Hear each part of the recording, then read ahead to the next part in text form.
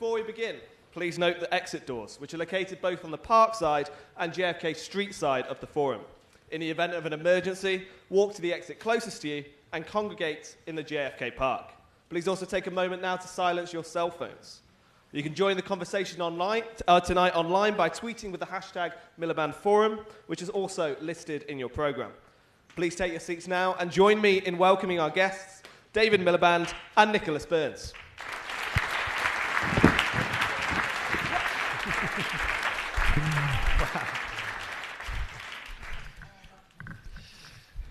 Well, good evening, everyone. I'm Nick Burns, professor here at the Kennedy School. It's a great pleasure for me to welcome back, I think for the fourth time, Thank you, to the Kennedy School, my very good friend, David Miliband. I think you know a lot about him. His bio's in the program, but David is president and CEO of our largest and most important refugee organization in the United States, the International Rescue Committee.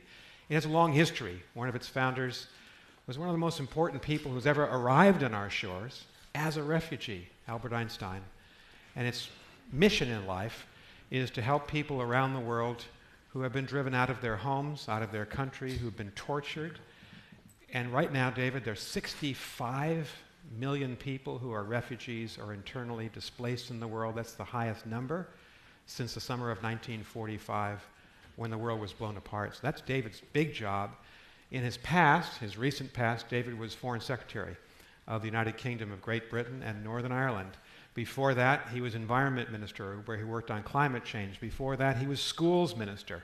Before that, one of the young people who believed that Tony Blair and New Labour were the future of Britain, and he worked with Prime Minister Blair at number 10 Downing Street. So it's a great pleasure to welcome David. And before that, I should say, before that, I made a disastrous career choice, because in 1988, I had the chance to come to the Kennedy School. Why didn't you? And I won a Kennedy scholarship to come to Cambridge, Massachusetts, and there was this choice. Would I come to the Kennedy School or should I go to the Massachusetts Institute of Technology? Don't tell me. And I have never recovered, obviously, from that fateful decision. I had two housemates who were students at the Kennedy School, and defying convention, I went and did a master's degree at the fantastic MIT down the road. So I feel every time I come here, I feel I should apologize. You were a Kennedy scholar. I was a Kennedy scholar, yeah. Yeah, good. So David lives in New York now. He travels all around the world. We're fortunate to have him here. He just met with about 50 of my students from my two courses upstairs. We had a great conversation. Let me tell you what we're going to do. We're going to have a conversation here with you for the next 35 to 40 minutes, and then we'll open it up to questions. You all know where the mics are. I'll tell you what the rules and regulations are about them when we get to that period. But we're going to try to cover a couple of big issues.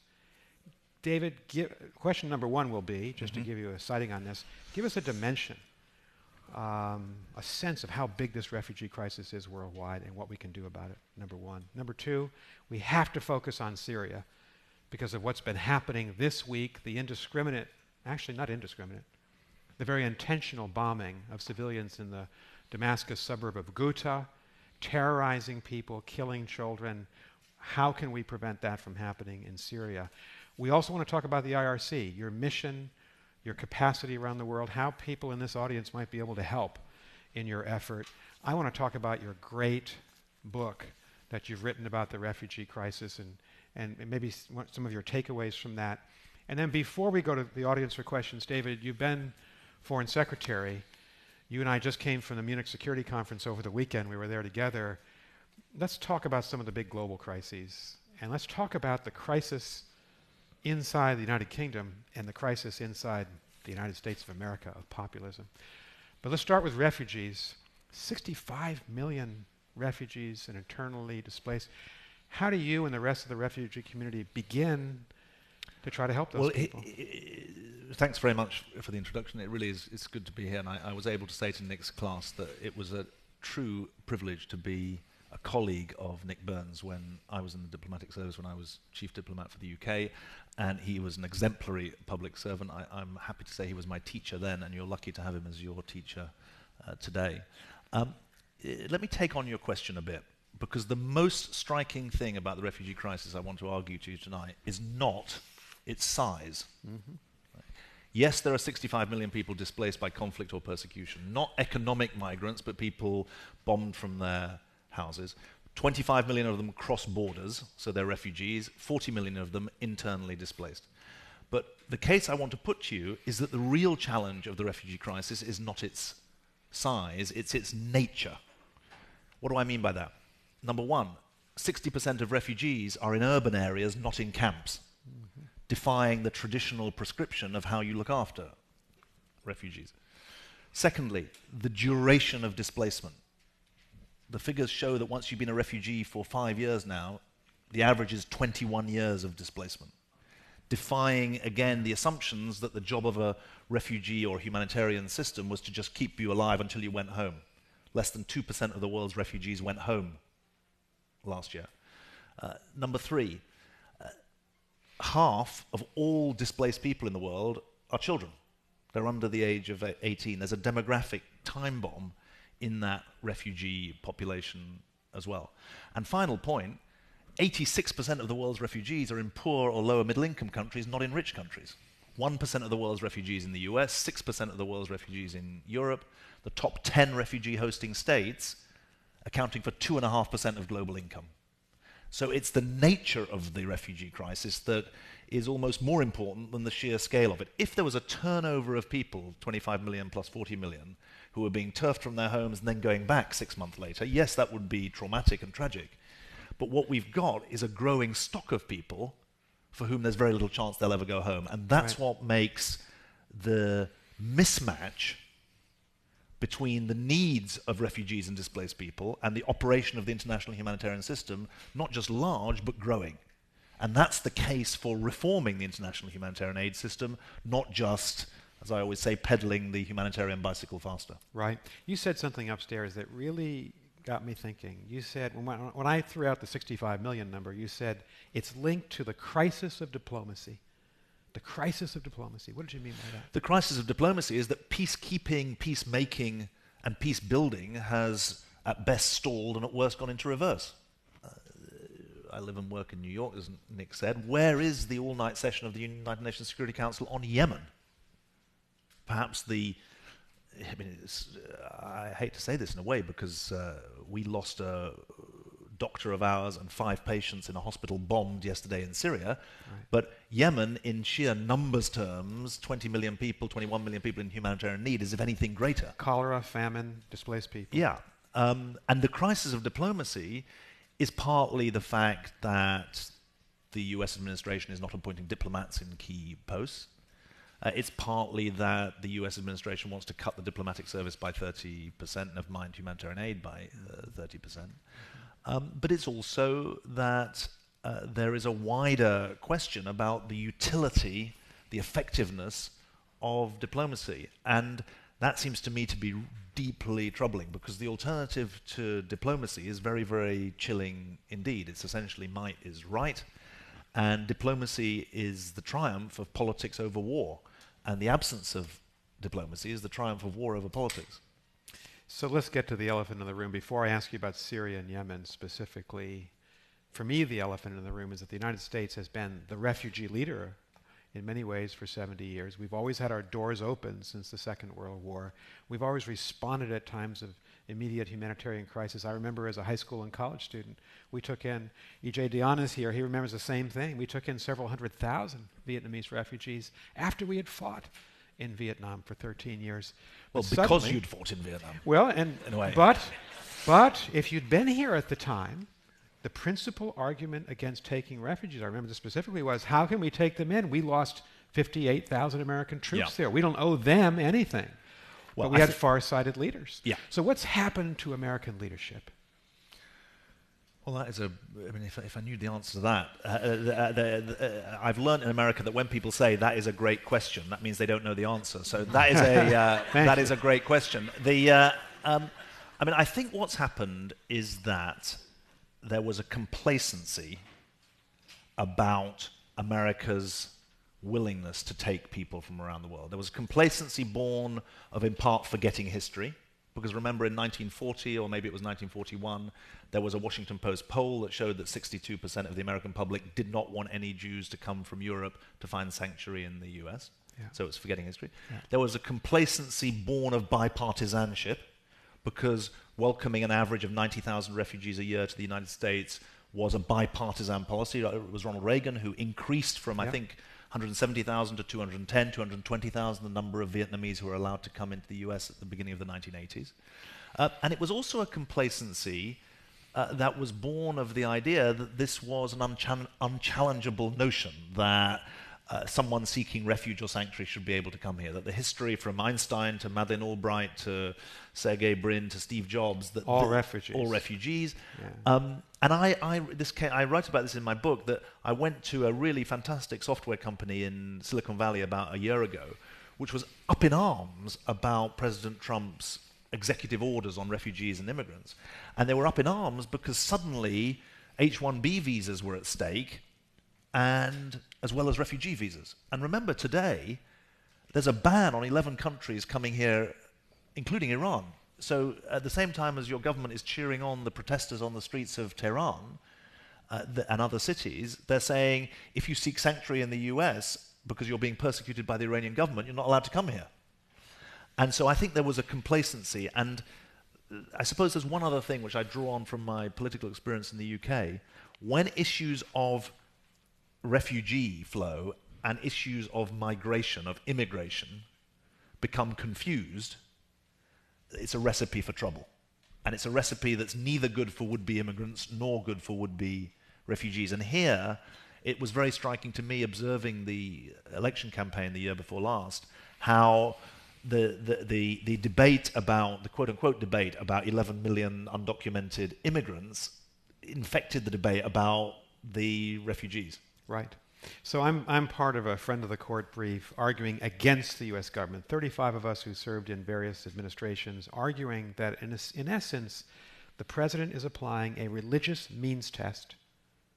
He wants to keep Muslims out of the United States. And in effect, my words now, he's demonized refugees. He's not just insinuating, he's saying that refugees are terrorists. We can't let them into the country. Does the data support that?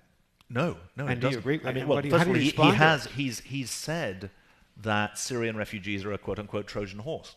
That's right. And so there's a very clear demonization. I think that is the right word to use. He also talked about a flood of refugees coming, Syrians flooding into the US without any security checks.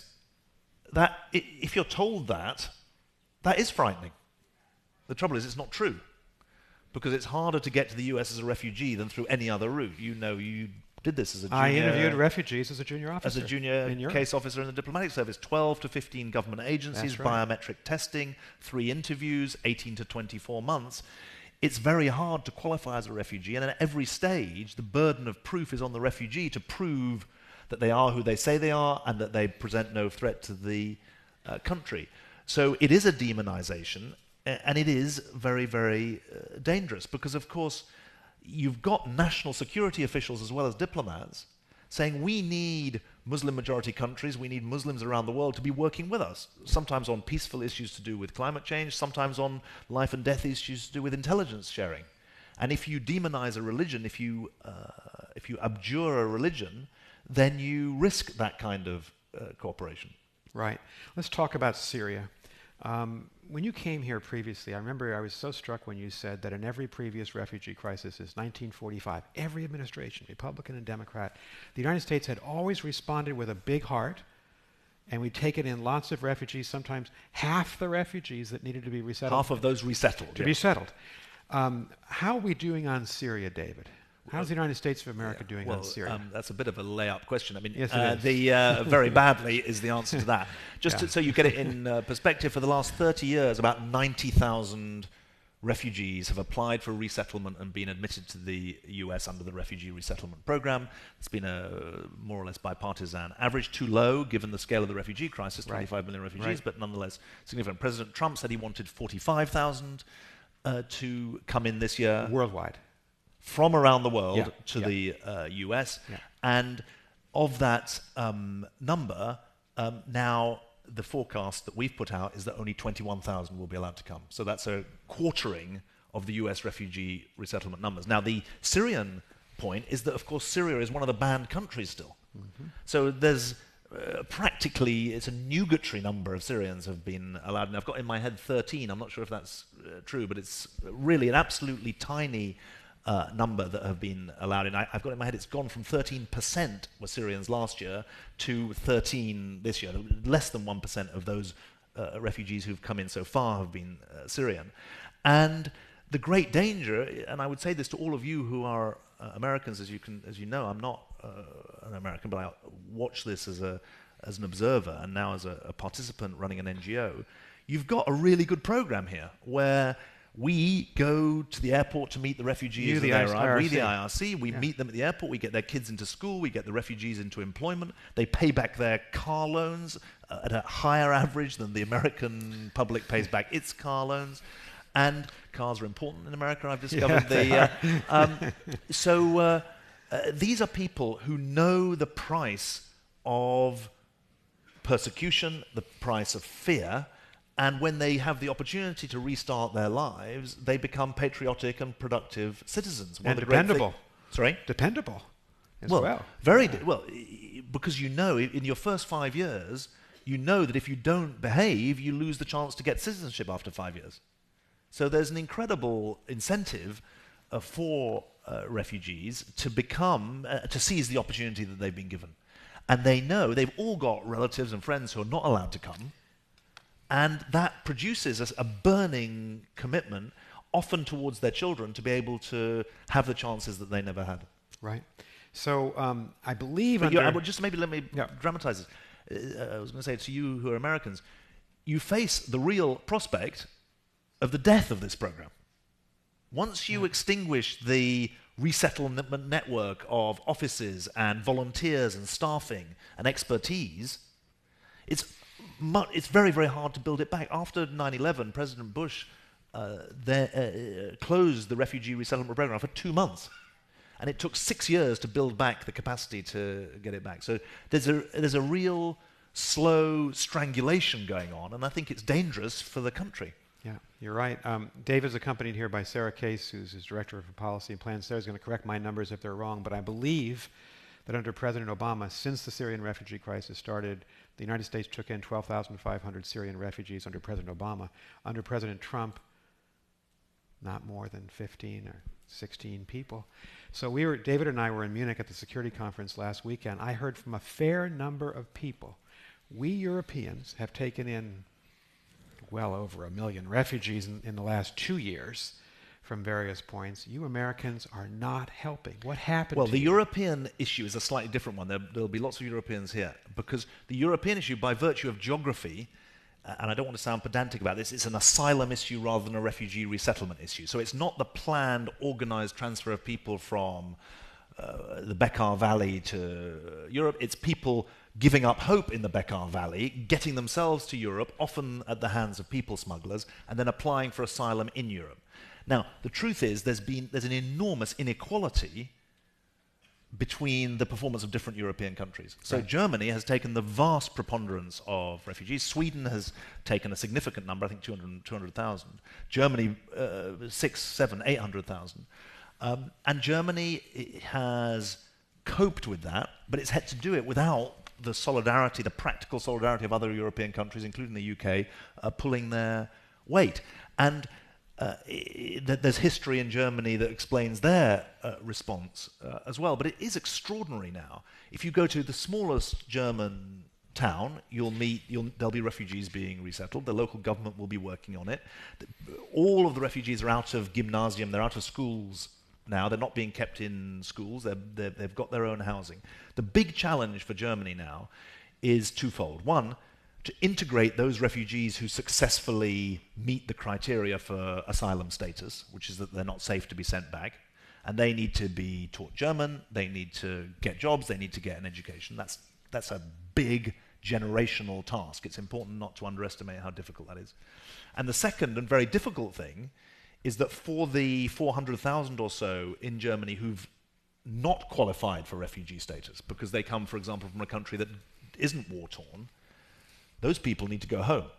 Right. And there are appeal systems, which is right because they're individual cases, but I have to take on the chin that if I'm going to defend the integrity of the refugee system and the asylum system that says if it's not safe for you to go home, you should be allowed a place to stay, the concomitant point is, well, if it is safe for you to go home, then you shouldn't stay in the country to which you've... And you're a migrant. Well, a migrant is... Well, yeah, right? I suppose if you fail asylum status, then you're an economic migrant. Now, there's obviously grey areas, but I think it's very important to maintain the integrity of that sacred commitment that was made to the world's victims of war, that if it's not safe for you to go home, you will get sanctuary in a state that's signatory to the UN Convention. And that is different from someone who's trying to make for a better life, which is a perfectly reasonable thing to do, but it's different. There's a different moral claim. And of course there are grey areas, but the big German challenge is that twofold thing, to integrate those who can, who do make it, but also to uphold the principle that if you don't qualify, then you can't stay. Emmanuel Macron has just articulated some new ideas on refugees and migrants, and France has been a receiving country. In fact, France under President Hollande, I remember after the 2 big terrorist attacks in Paris in 2015, they doubled the number of refugees. It was doubled from very low to low. I mean, I haven't got the figures at the top. But we haven't. They're going in the right direction. Yeah, I mean, I think if I understand it rightly, what President Macron is saying is, when it comes to asylum, we've got to make the system run fast. You can't take 2, 3, 4 years to process an asylum claim, because then all sorts of routes get established. It's interesting in Germany at the moment, with more or less 800,000 asylum seekers. If you arrive and claim asylum in Germany now, it takes 10 weeks for your case to be processed. And they've got a really efficient system running, and Macron's proposal is similar. There's also other aspects to do with the handling of appeals.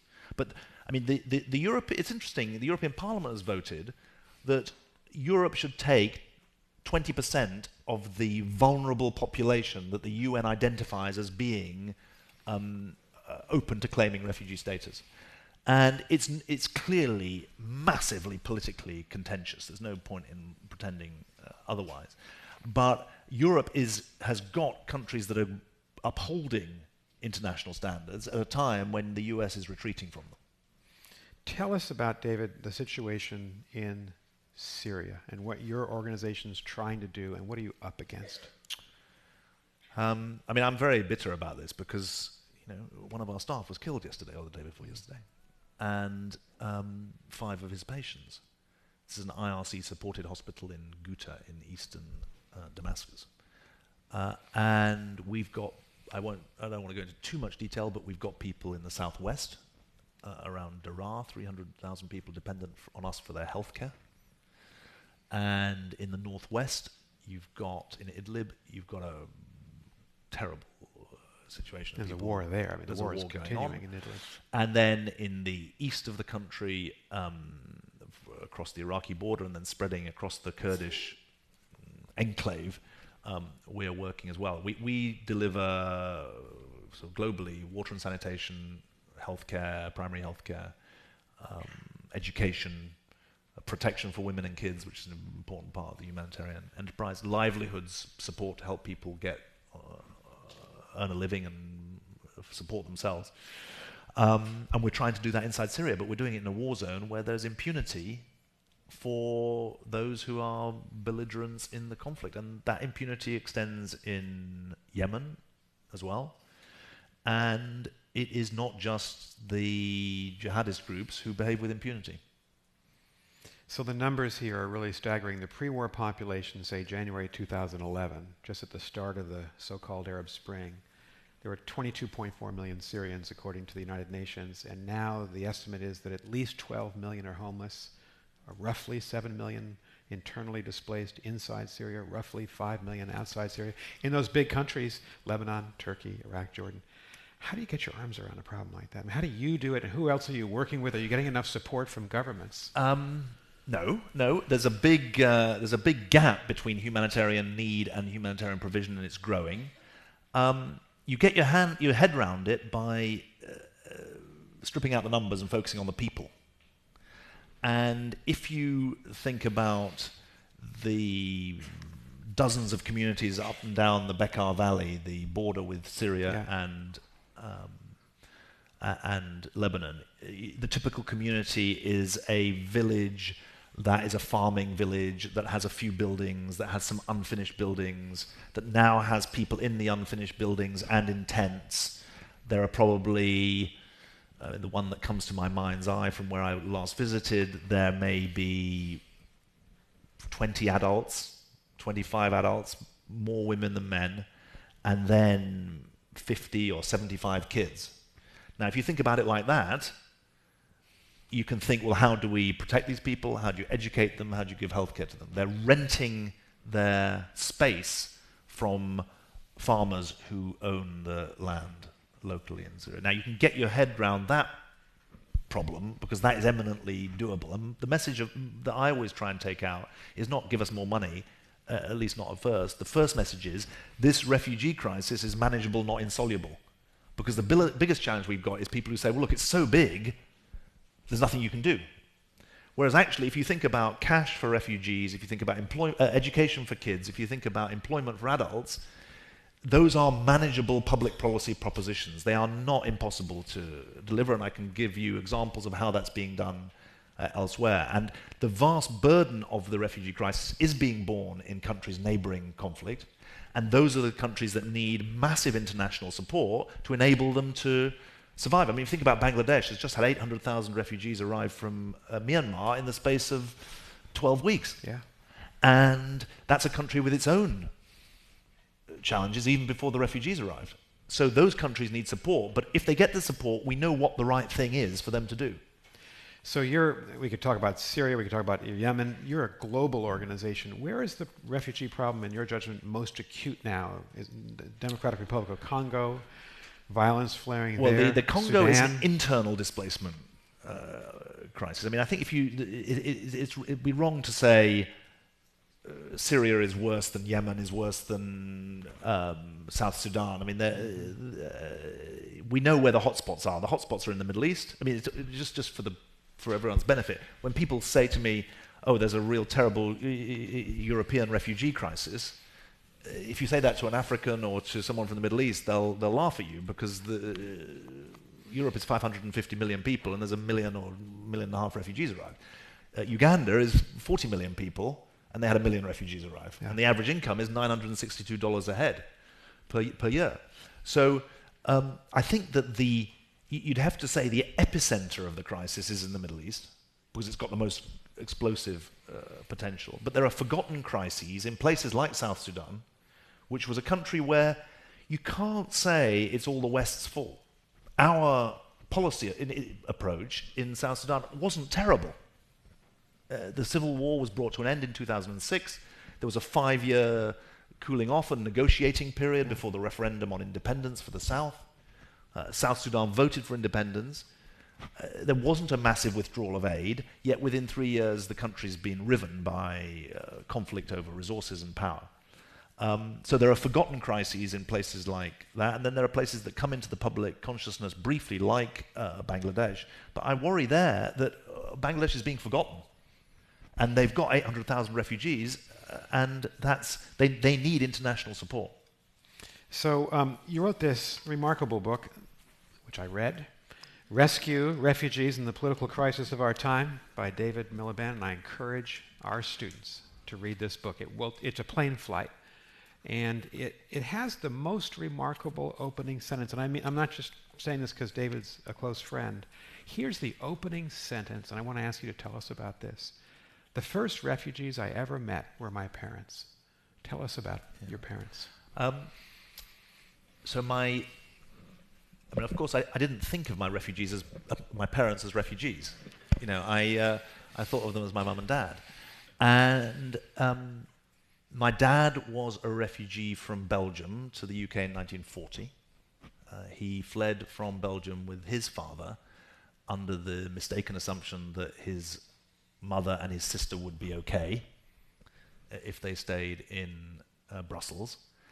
And my dad came to the UK. He did something remarkable. He signed up at Acton Technical College in West London, and in a year learned English because he didn't speak English, and he qualified for the London School of Economics. And the London School of Economics was in Cambridge at the time, so he spent a year in Cambridge. He then joined the Royal Navy, spent 3 years in the Navy, then he always told this great story that when he was demobbed in June 1945, which was a month before the British general election, the famous general election of July the 7th, 1945. In June 1945, my dad was demobbed, and as he left his ship in Portsmouth... Demobilized, sorry. He two countries separated by a common language. Churchill. As he was demobilized off his ship in 1945, his commanding officer said to him, "Goodbye, Miliband, don't vote Labour." That was his sort of parting shot. And so he was a refugee from Belgium. My mum was a refugee from Poland. She spent the war in Poland. Her life was saved by incredible bravery of some Catholic nuns in a convent, and then by a family in Warsaw. And she came not as an orphan. She lost her father in the war. She came to the UK in 1946. And I think it's kind of interesting that I wasn't brought up to think of my parents as refugees, because my parents did what I think many refugee families do, which is to try to give their children the security that they never had. So my dad, fascism was the background music to his childhood. For my mother, a bit younger, war was the not just background music, but present reality of her childhood. And I was born in 1965, and my parents wanted me to have the security, really, that they didn't have. But I think, but I always knew at some level they weren't conspicuously different, and they didn't seek to be consciously different. But at some level, I knew they were foreign. But I was British. I was born in Britain. And people never thought of me as being particularly foreign, even though I didn't had a slightly foreign name. But I think that it is part of my story that the work I'm doing now is trying, in a small way, to repay some of the debt that my family owes to people who helped them. And obviously, the people who we're helping today are generally a different religion from mine. They've got different global politics. But the argument that I tried to bring through in the book is that the questions are the same. And the fundamental question is, do we owe anything to people who are different from us but are in need? And especially poignantly or acutely, if you have the capacity to help someone and you don't, what does it say about you? Before we go to questions, there are going to be a lot of questions about the refugee crisis worldwide. You went into British politics. We met when you were Foreign Secretary. You worked with two remarkable American Secretaries of State, Condoleezza Rice and Hillary Clinton, and got on very well with both of them. You observed these huge changes that we're witnessing around the world in geopolitics, but you also observed, and both of us did, this remarkable and unfortunate coincidence that the two strongest countries, arguably, of the last 300 years have been Britain and the United States. And when we met 12 years ago, we were still riding high. We were engaged. I'm not sure we were well, pointing we our felt fists we were. in that way, but yes. We were engaged internationally, yes. We were leading, we were outward looking. We now have a leadership crisis in Washington, D.C., with a person who is completely unfit to hold the office, taking us back 3 or 4 decades, preying on the worst divisions of our society. That's how I characterize us. You have Brexit. And after half a century of being part of the EU, 52% of the people who voted in the June 2016 referendum said leave. How do you explain that these two great countries are in a form of existential crisis? Well, I mean, how long have we got? I mean, this is going to take the rest of the evening, because obviously this is both important and painful.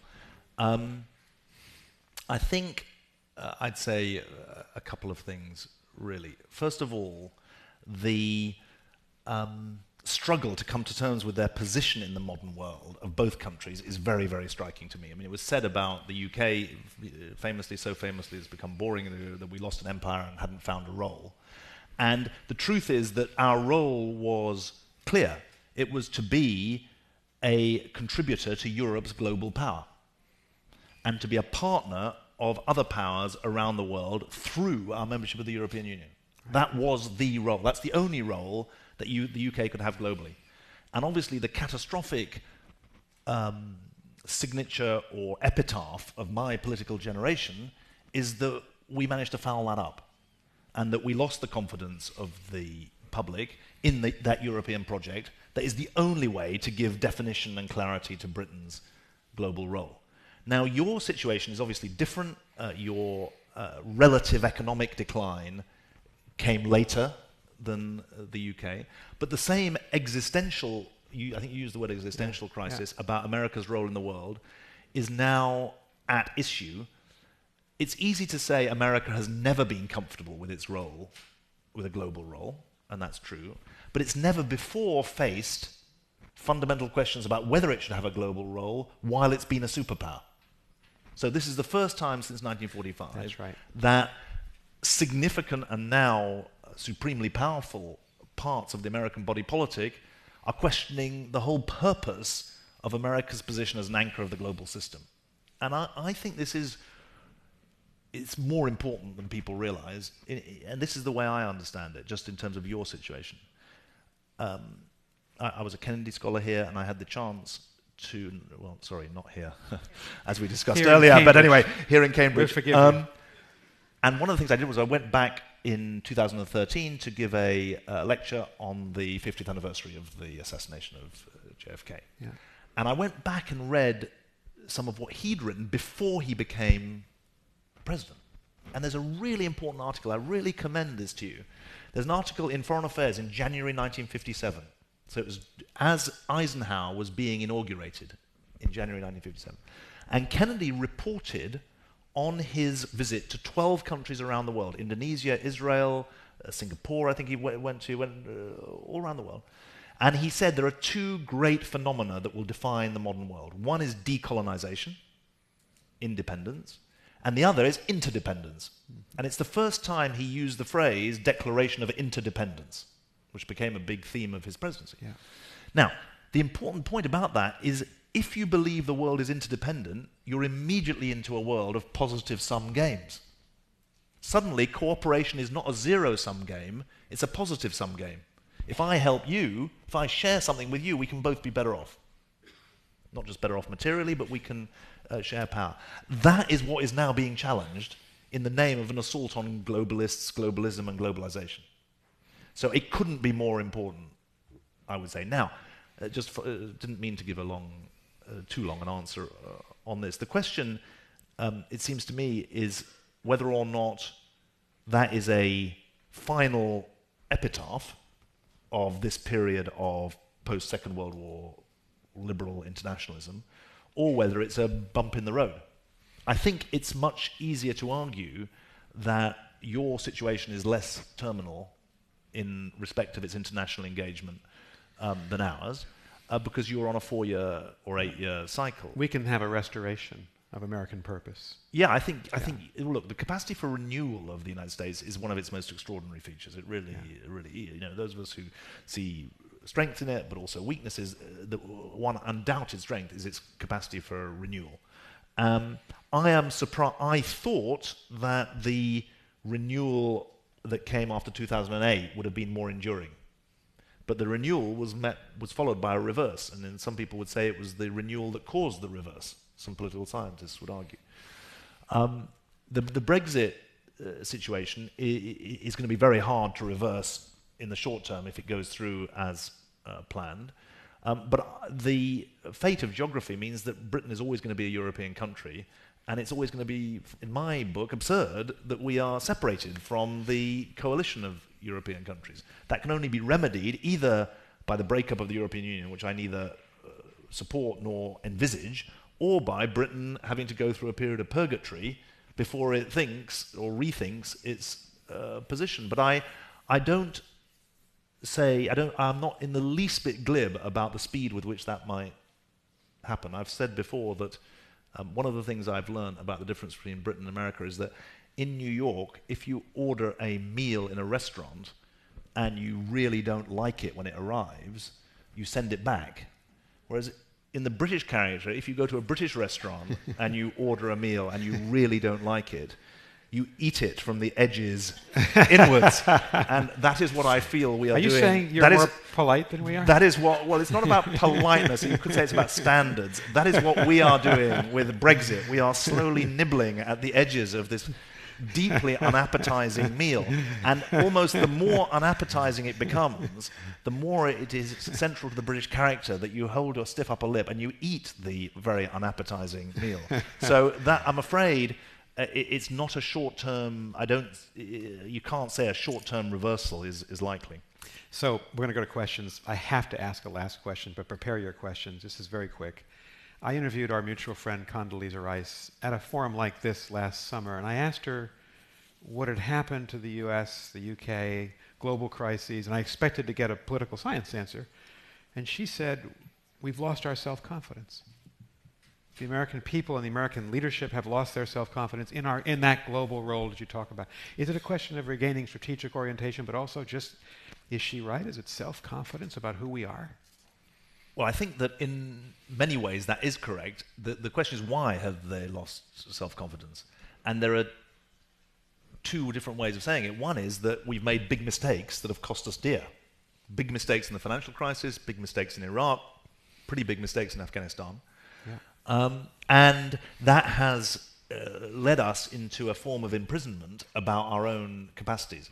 I think the second thing, though, is economic, and that the political economy that's underpinning the global roles of the US and the UK in different ways is shot at the moment, because the political economy is not distributing the rewards of growth in a way that is sufficiently fair and sufficiently equitable to maintain the stability of the system. And that is, I think, what's undercutting. It's the instability and the inequality and the insecurity of globalization that is undermining the attempt to have a fairer form of globalization. And the tragedy, from my point of view, is that rather than seeking to reform the global system, in both countries, there's a withdrawal from it. Yeah. Thank you, David. Thank you very much. We're going to go to questions. We'll try to get as many in as we can. Thank you.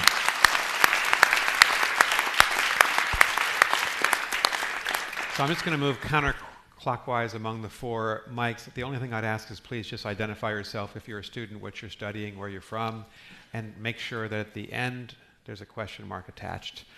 Thank you. Hi. My name is Garrett Walker. I'm a freshman at the college. And my question pertains to the sphere standards, which are, I'm sure as you know, the sort of definitive way that you measure response to global crises. And yet, oftentimes we see in slums, those minimal standards aren't being met. And oftentimes, in fact, the status quo is just worse than in a disaster. And in places where there are nearly 10 times as many slum dwellers as refugees, I guess my question is how you would support the aid towards refugees over slums, and how you balance those two forms of aid.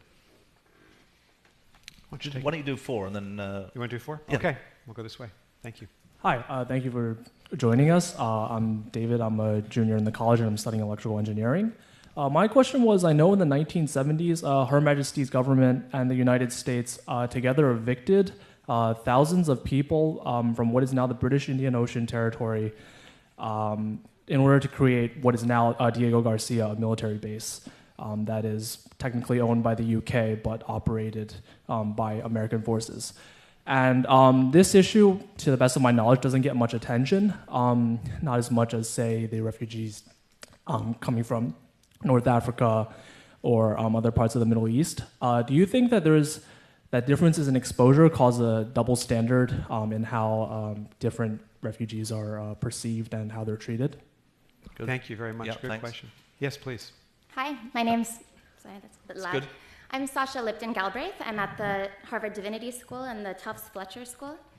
My research has to do with the degree to which international humanitarian organizations use religious literacy, both in their analysis of conflict dimensions and the needs of the communities they serve, and also how much they engage with religious communities and religious actors on the ground. I'd love to hear what the IRC thinks about incorporating religious literacy into their work. Thank you. Interesting question. Yes, please. Jay Gleason. The IRC does a lot of work in the ongoing disaster in Iraq, so I can't help but wonder if you regret voting in favor of the Iraq War in the UK Parliament in 2003, whether you think you're kind of repaying your own debt in that work. Well, why don't I take that question first, because I very much do regret it, and I've talked and written extensively about it and cover it very clearly in the book. It was obviously, in retrospect, a very serious mistake, and it was a mistake because there were no weapons of mass destruction there. I don't believe it was a lie. I think it was a mistake. And at the time, I was Minister for Schools at the time, and it was not just a mistake that had short-term consequences, it has long-term consequences. And when I go to Iraq, I do think about that. And there are lessons of history, but it's also important to learn the right lessons and not be imprisoned by history. And the tragedy, as far as I can see, is that the conflict in Iraq continues to invoke suffering on the Iraqi people, but the conflict in Iraq has also had consequences for the suffering of the Syrian people. And it's important that we don't learn the wrong lessons from the past, as well as learning the right lessons. But it's perfectly legitimate for you to ask me about it, and I deal with it extensively in the book.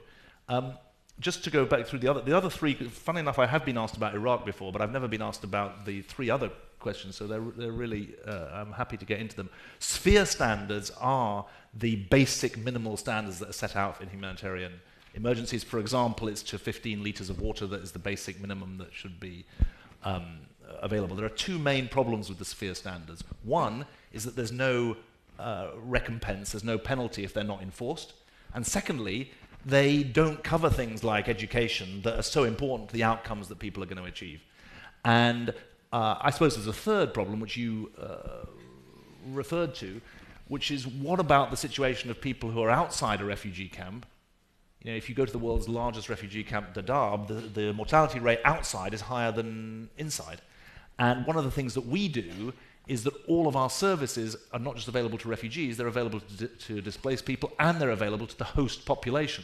So if you go to our health center in northern Jordan, in Mafraq, yes, it's a health center that's primarily used by Syrians, but it's available to Jordanians as well, and that's one way of trying to make a difference. Just on David's question, it was actually in the 1960s, the Wilson government very wrongly just evicted a group of people from what became Diego Garcia. It's a time-limited British sovereignty. What I did when I was Secretary of State was made sure that it was a marine protected area for the whole of that period, and that remains the case. It's due to revert to Mauritius after the Americans have used it. Harold Wilson was roundly condemned for what he did at the time, for understandable reasons. Just on Sasha's question, two ways of answering it. One, we should put you into our context analysis unit, because everywhere we go, and in every country program, we do a context analysis, and I'd love to believe that we could make good use of what you describe as religious literacy, but certainly we try and make use of our local staff's insights to what's going on as we try and plan our own provision.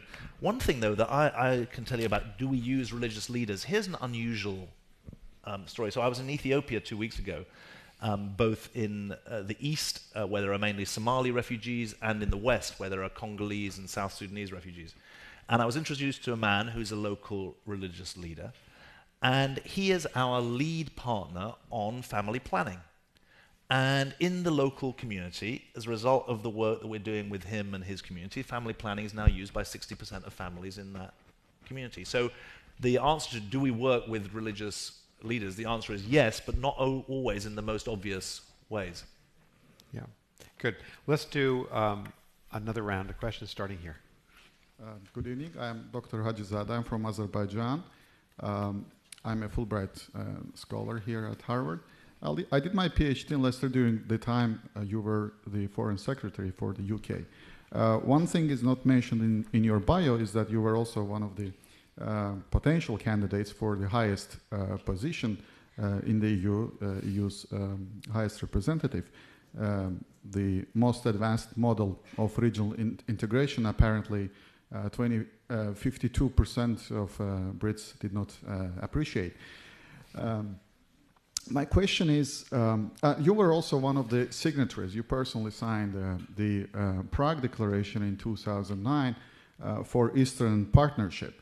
How would you characterize EU's support to its neighbors to the east with regard to what the EU received from the US? Basically, is there a link, is there a moral obligation between the fact that European Union itself was supported by the US and it is sort of time to also help its own neighbors? Is it only for the fact that EU needs to create a ring of stable states, or it also has the dimension I mentioned before? Thank you. Thank you very much. Yes, sir.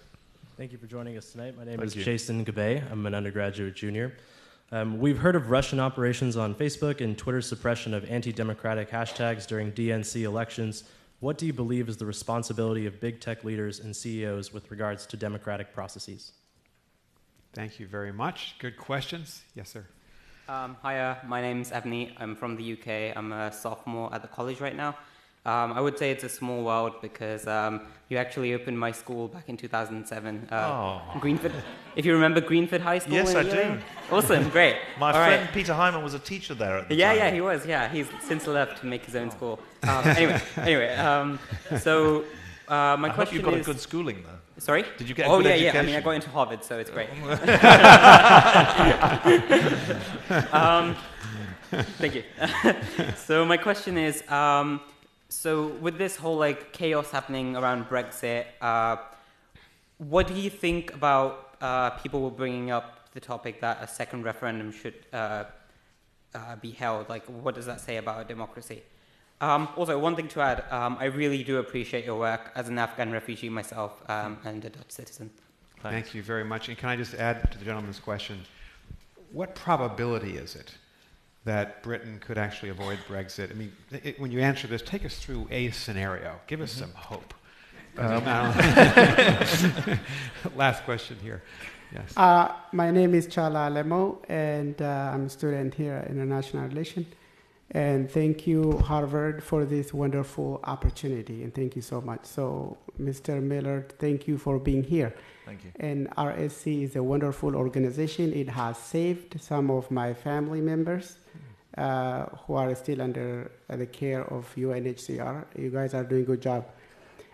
It's interesting that you mentioned that you've been to Ethiopia last 2 weeks ago. Yeah.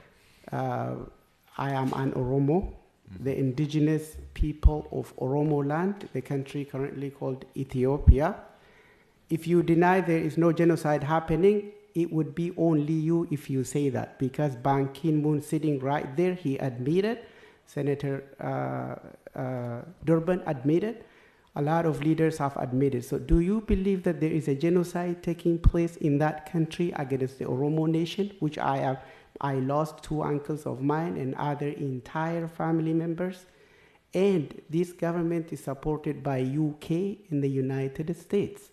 And they are still providing material and military support. And this genocide is still active. I know you are aware 2 weeks ago the puppet prime minister from the minority Tigray ethnic group resigned from the power. It's because after 5.6 million were killed. So, okay. Have you ever heard that you just mentioned there are Somali displaced? It wasn't Somali. They lied to you. They are Oromos. They always misplace the number and the name of the people. So do you know what is happening? And by the way, the Oromo refugees who are over 12 million in Kenya, in all Saudi, Middle Eastern, RSC is doing a good job. So do you know that they are an Oromo? And I just want to make sure you answer this question clearly. Thank you very much. Let me answer it straight away, which is that I was talking about the eastern part of the country where there are Somali refugees. If you come a bit further west, there are 1 million internally displaced as a result of precisely the conflict that you're talking about. And although I didn't visit that part of the country on that visit, I am very much aware of it, and providing services for those internally displaced, even though they don't count as refugees because they haven't crossed the border, they're still internally displaced as a result of conflict or persecution. So you're absolutely right to raise it. And we don't get involved in the politics. I'm not going to start saying allegations about one prime minister or another. I'm running a humanitarian organization that has to hold fast to principles of neutrality, of independence, of impartiality, because once we cross that boundary, we end up compromising the security and the position of our own staff in all of the places that we work. But I am very much aware of the challenge there, and so is the UN authorities, and so are the sister NGOs. One of the things I've learned in this job is that however much NGOs are competing at international level for government and other contracts, locally there's actually very good coordination to try and make sure that we stretch our resources as far as possible. Just to start, to go back to your... Just let me finish the other questions. He answered your question. Thank you very much. On the Eastern Partnership, I tell you, I think that we've really struggled in the European Union to find the right balance. For those countries that had the perspective of joining Europe, Croatia being the most obvious example, but even for some of the other former Yugoslavian states, it's provided a degree of stability and vision for them, even if it's a very long way off that they will come. To be honest, if you think about the situation in Ukraine, it's been overwhelmed by forces that are much bigger than Europe has to provide. I mean, the Ukraine, Georgia, which is what we dealt with in 2008, that goes beyond the instruments that the European Union has available for that kind of partnership. I tell you what I worry about now is an East-West split within Europe, because the partnership that exists with Hungary, Poland, to some extent Czech Republic, that is under threat, and they're members of the European... And on the refugee issue, very much so. Yeah, I mean, what's going to happen on that is that Hungary and to some extent Czech Republic are saying they don't want to have any refugees come as part of the relocation scheme. Obviously, the refugees land first in Italy and Greece. If they're not willing to take the refugees, then they should pay something towards the common wheel. Let me just run quickly through the other two. The responsibility of the tech companies. Number one, a responsibility to understand what's going on in real time, not a year and a half later. Secondly, clarity about whether or not they're publishers or not. So their role in that respect, and what obligations are under. And third, I think that I was very struck by the determination of the German government.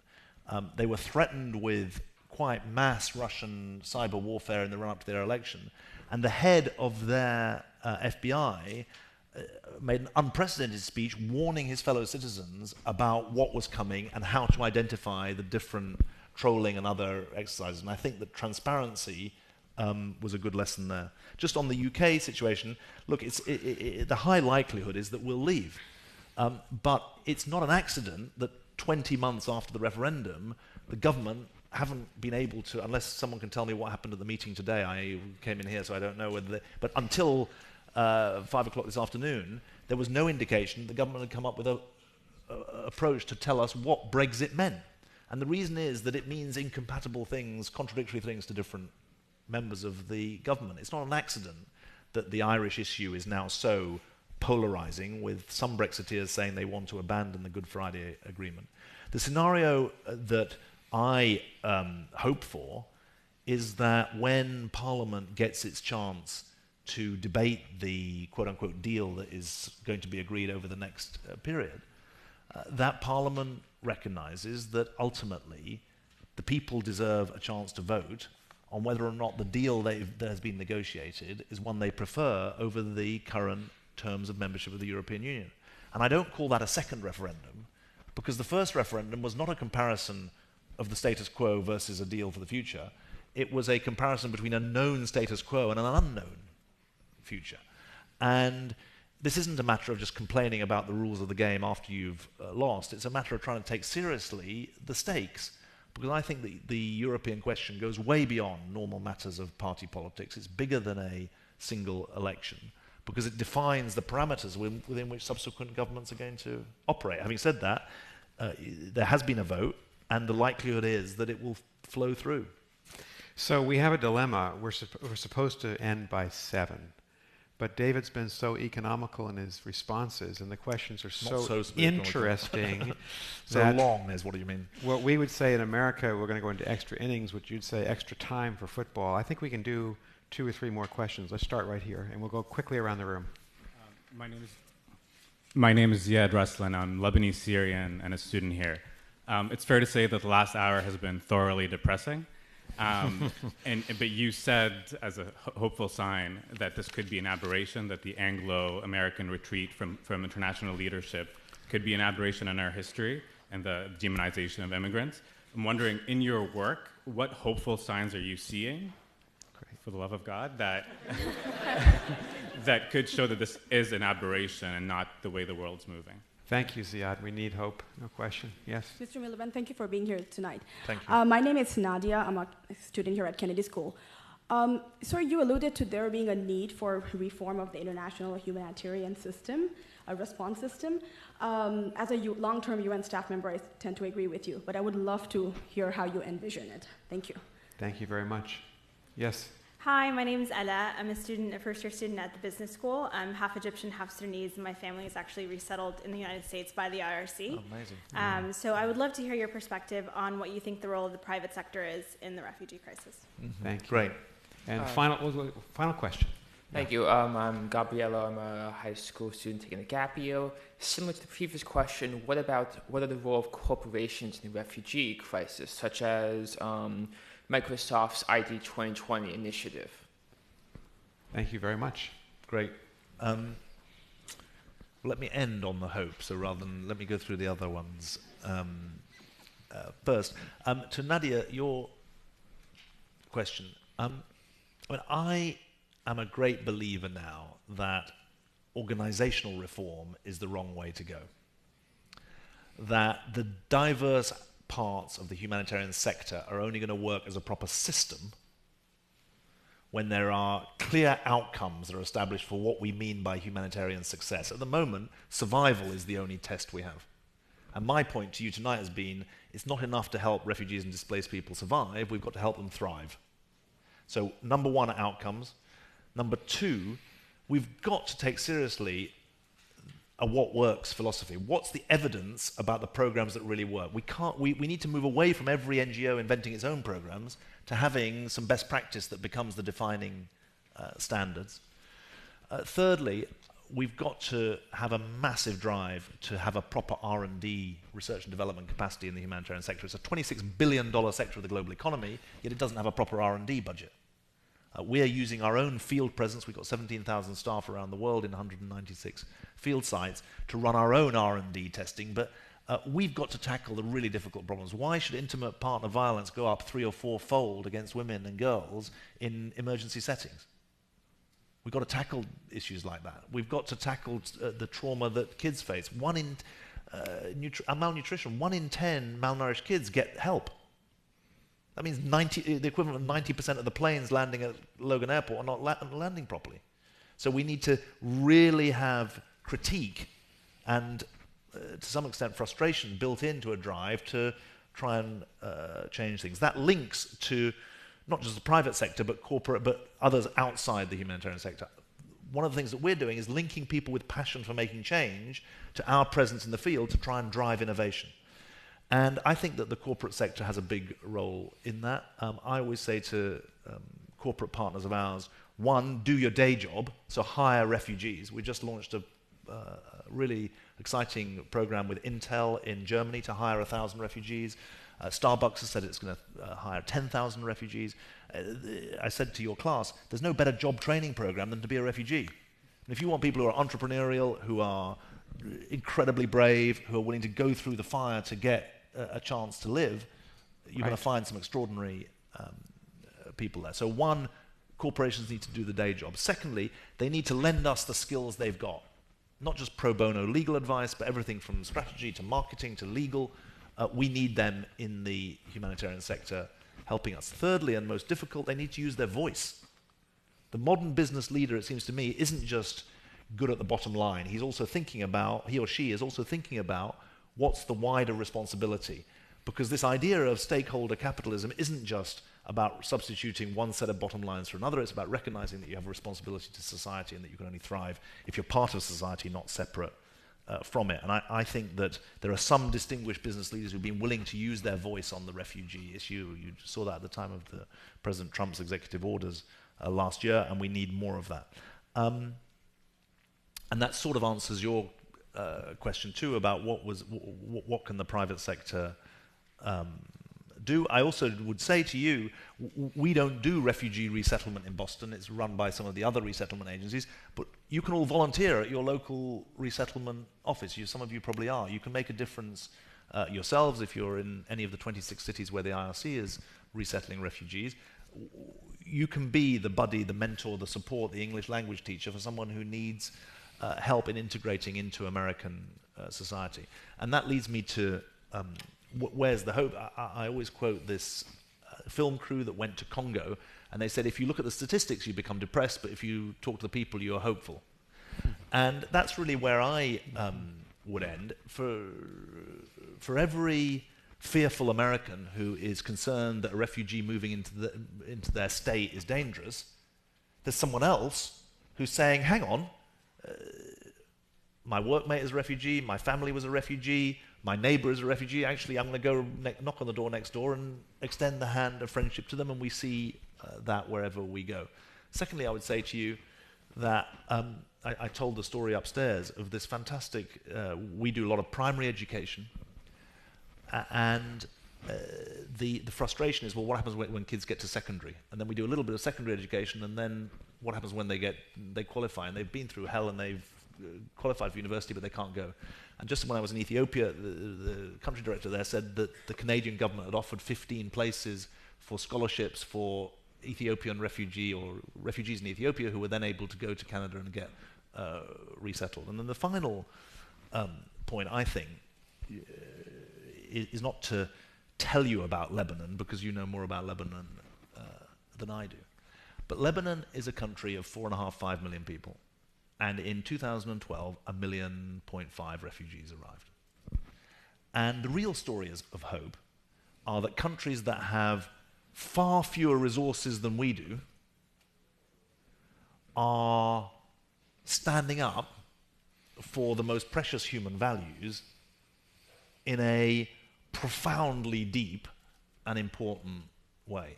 And the most sobering, the most inspiring stories of the refugee crisis are not from those who have a lot and give a lot. It's from those who have a little and give a lot. And that is what I see in all of the work that we do around the world. And there's a great danger if you're running an NGO that 2 anecdotes become data. But the opposite danger is the one that you face in government, which is that everything looks like a statistic and no one looks like a human being. And part of our challenge, I think, is to rehumanize this group of people who have been displaced by conflict and explain to the rest of the world that these are people with stories and it could be them. And they should thank their lucky stars it's not them, but they should do more. They should actually give a chance to these people to make something of themselves.